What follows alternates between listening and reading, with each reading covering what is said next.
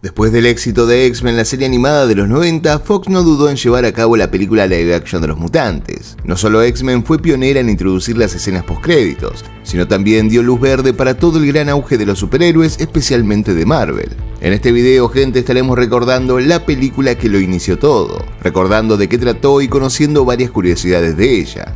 Mi nombre es Diego y sean bienvenidos al canal del Hood. Sin más que decir, empecemos.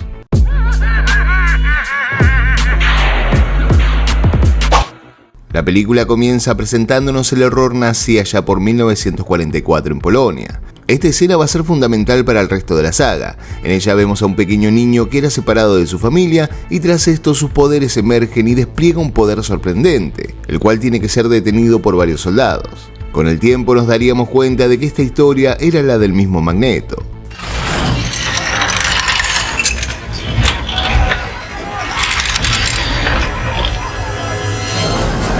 Luego la película nos traslada varios años en el futuro y conocemos a Rogue, un adolescente que estaba plácidamente en su habitación con su novio y luego de besarlo lo deja en coma.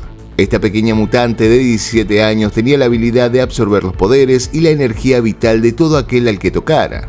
En paralelo, conocemos a Jean Grey discutir en el Congreso de los Estados Unidos y dar sus argumentos del por qué los mutantes no eran un peligro. Del otro lado se hallaba el senador Robert Kelly, quien se encontraba delante de un proyecto de ley que consistía en el registro de mutantes, creyendo que ellos eran una amenaza para la sociedad. Ahí también conocemos a quienes serían los líderes de dos facciones de mutantes. Por un lado, el gran Charles Xavier, quien bogaba por la paz, y Magneto, quien quería ir a la guerra contra la humanidad. ¿Qué estás buscando? Un poco de esperanza. Puedo dártela, viejo amigo. Y solo pido una cosa a cambio. No te entrometas. Después volvemos a ver a Rogue y descubrimos que luego del episodio que había tenido con su novio, ella escapó de su casa hacia Canadá. Allí se encontró con otro ícono de la saga, Logan, Wolverine, quien sobrevivía participando de peleas ilegales en jaulas. Rogue descubre al poco tiempo que él era un mutante como ella y que tenía la habilidad de regenerarse y también unas gigantescas garras en sus manos. Después de encontrarse, Logan acepta seguir su viaje junto a ella, pero en el camino son interceptados por un secuaz de Magneto, apodado Dientes de Sable. Pero en el conflicto interceden dos alumnos del Profesor X, Cíclope y Tormenta, y terminan salvando a Logan y Rogue. Tras esto, les dan alojamiento en la mansión del profesor, donde funcionaba una escuela para jóvenes mutantes. De primer momento Wolverine se ve amenazado, pero con el tiempo logra entender que el profesor Xavier en realidad quería ayudarlos. También se entera de que Magneto tenía un gran interés en él y de esta manera acepta la ayuda de quienes serían los primeros X-Men.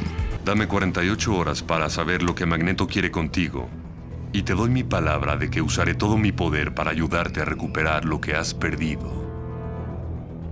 Y lo que estás buscando. Por otro lado, el senador Kelly es secuestrado por Magneto y sometido a un experimento que consistía en la conversión mutante. Magneto, mediante una máquina impulsada por sus poderes, lograba emitir una radiación que convertía en mutante a los humanos. Pero luego de esta conversión, el senador aprovecha sus nuevos poderes y escapa de la prisión. Más tarde, en la mansión, Rogue tiene un gran problema con Wolverine y en medio de un sueño, Logan la termina atravesando con sus garras. Ella utiliza sus poderes y lo toca, absorbiendo así su energía y regenerándose. Pero esta situación la llevaría nuevamente a la creencia de que era un peligro para todos. Y en este momento de vulnerabilidad conocemos a Mystique, quien adopta la imagen de uno de los estudiantes y engaña a Rogue, fortaleciendo así la idea de que era un peligro para todos y ella toma la decisión de irse. Tras esto, los X-Men salen a buscarla, pero cuando la encuentran, Magneto y sus secuaces se hacen presente. En ese momento, el líder de aquella facción les revela a los X-Men que no estaba detrás de Wolverine, sino de Rogue. El profesor Xavier llega al encuentro e intenta detener a Magneto manipulando la mente de Dientes de Sable, pero luego se ve obligado a liberarlo, ya que el mutante lo amenazó con matar a toda la policía que también estaba en el lugar. Después de que Magneto y sus secuaces escaparan, los X-Men regresaron a la mansión y se encontraron con el senador Kelly. Allí se dieron cuenta que el político había sufrido una mutación y el profesor logra entrar en su mente y descubrir el plan de Magneto. La idea era transformar a todos aquellos que estaban en su contra en mutantes, pero al poco tiempo el senador sufre los efectos de aquella mutación y muere.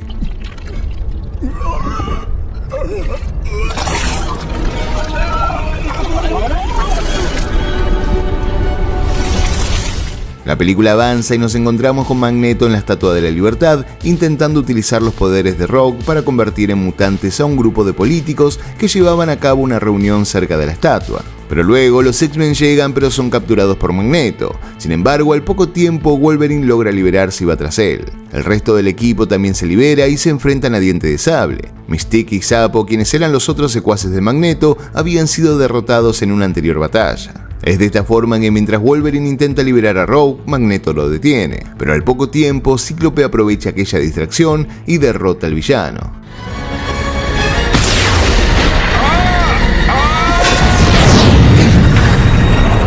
Luego Wolverine destruye la máquina y transfiere sus habilidades curativas a Rogue para que se regenerara. Tras esto, la película finaliza con Wolverine recuperándose, y el profesor Charles dándole algunas pistas sobre su pasado en una instalación militar abandonada en Canadá. Por otro lado, nos enteramos que Mystique había sobrevivido y había adoptado la imagen del senador Kelly, planeando así detener el proyecto de control mutante. Y finalmente tenemos la icónica escena del profesor visitando a Magneto en una prisión de plástico, y luego de una partida de ajedrez, ambos se despiden sincerándose de que esto aún no había terminado y que la guerra estaba próxima. La escena es una joya, donde Magneto derriba al rey del tablero, dando a entender que había perdido aquella batalla, pero no la guerra. La guerra se acerca, Charles, e intento pelear en ella. Y yo siempre estaré aquí, viejo amigo.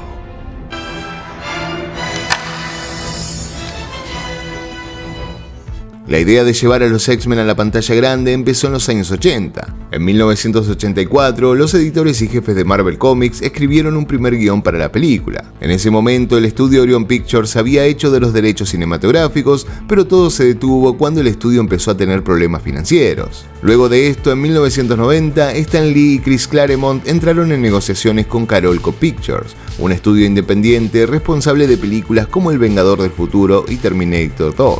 La idea en aquel momento fue tan interesante que contaría con James Cameron como productor y el actor Bob Hoskins sería quien interpretaría a Wolverine. Sí, aquel mismo director que dio vida a Mario Bros en la primera película live action del personaje.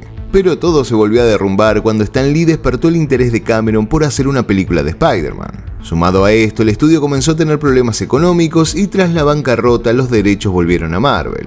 Luego comenzaron nuevas negociaciones con estudios como Universal, pero todo quedó en el aire. Hasta que en 1992 se estrenó X-Men la serie animada.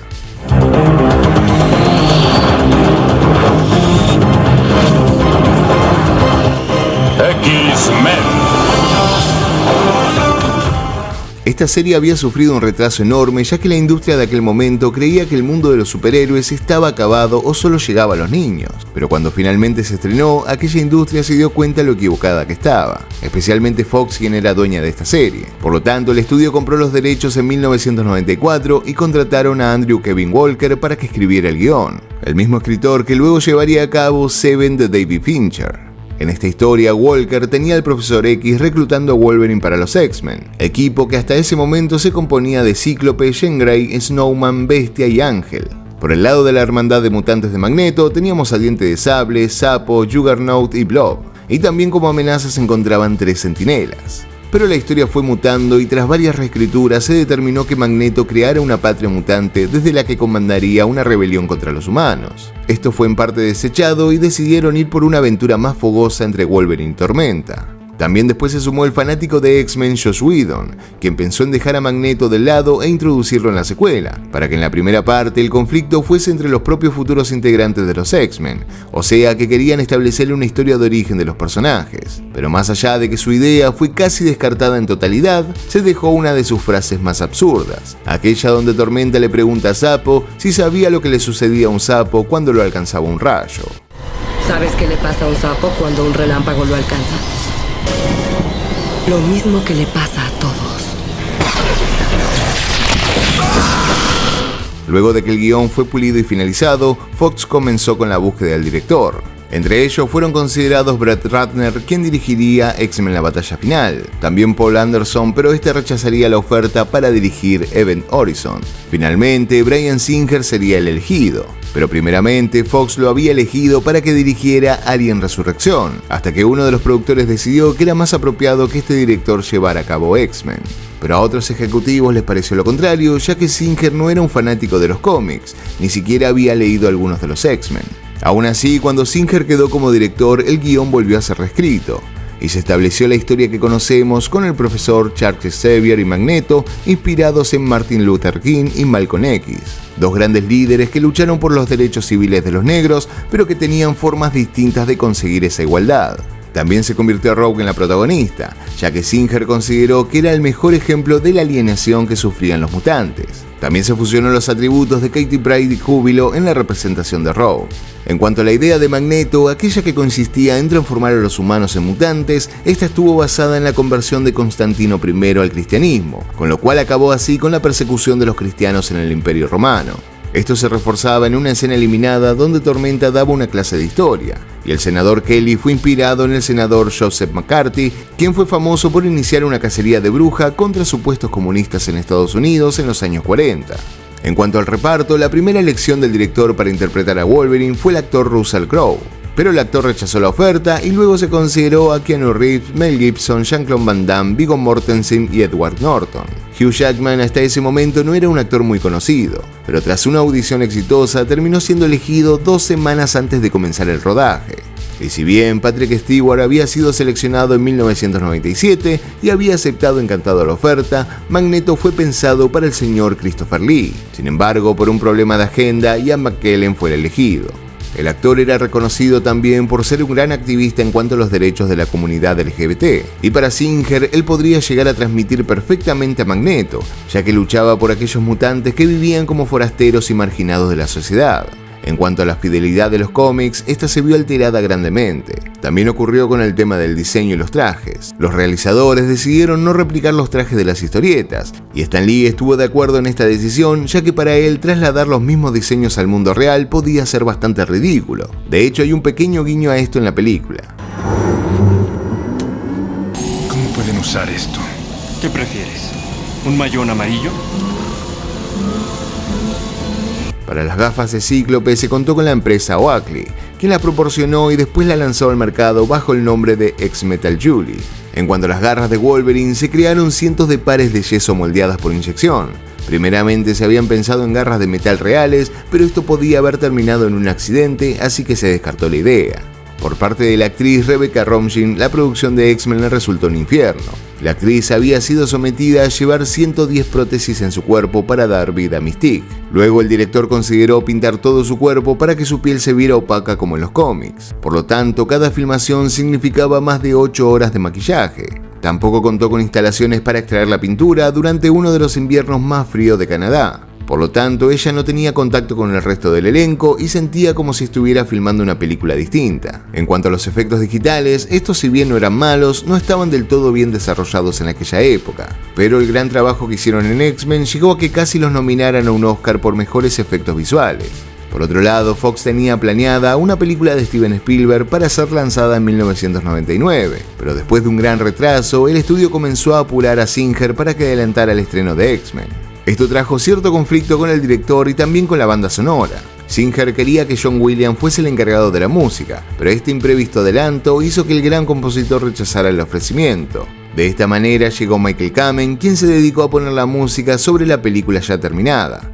Pero más allá de la falta de tiempo, al estudio no le gustó aquella banda sonora y el compositor tuvo que realizarla desde cero.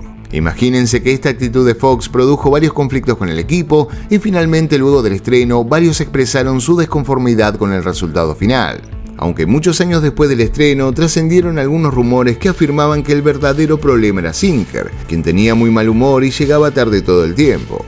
Luego se llevó a cabo un especial para televisión titulado Mutant Watch para promocionar la película, el cual incluía algunas escenas del senador Kelly anunciando la ley antimutantes. En paralelo, Marvel lanzó un cómic precuela de la película titulado X-Men Inicios, revelando la historia de Magneto, Rogue, Wolverine y también un videojuego. De esta forma, un 14 de julio del año 2000 se estrenó X-Men. Con un presupuesto de $75 millones, logró recaudar más de 300 millones. Este éxito significó luz verde para proyectos que estaban en suspenso como Spider-Man de Columbia Pictures, Hulk de Universal y Daredevil de Fox. La crítica amó la película y la mayoría coincidió en que una nueva era de superhéroes había iniciado. El perfecto balance entre el diálogo y la acción conquistó la audiencia, quienes impulsaron todo el merchandising detrás de la película, consiguiendo rápidamente la confirmación de la secuela. También arrasó con varios premios como los premios Hugo y los premios Saturn, posicionando a Hugh Jackman como mejor actor, Bryan Singer como mejor director y a X-Men como mejor película de ciencia ficción. Cuando la película salió en DVD también causó un gran revuelo y en su primer fin de semana recaudó más de $60 millones entre alquileres y venta directa. En lo personal considero que X-Men sigue siendo una de las grandes películas de superhéroes de todos los tiempos, y que más allá de que la película tiene más de 20 años encima, envejeció bastante bien. Pero bueno amigos, ahora me gustaría que me dijeran ustedes qué les pareció esta película, y también que me comenten si les gustaría que abordemos la saga completa de estos mutantes. Y por último, no se olviden de dejar un like y me dan una mano gigante para seguir subiendo más contenido como este. Por mi parte, muchísimas gracias por haber llegado hasta el final y nos vemos en un próximo video. Chao.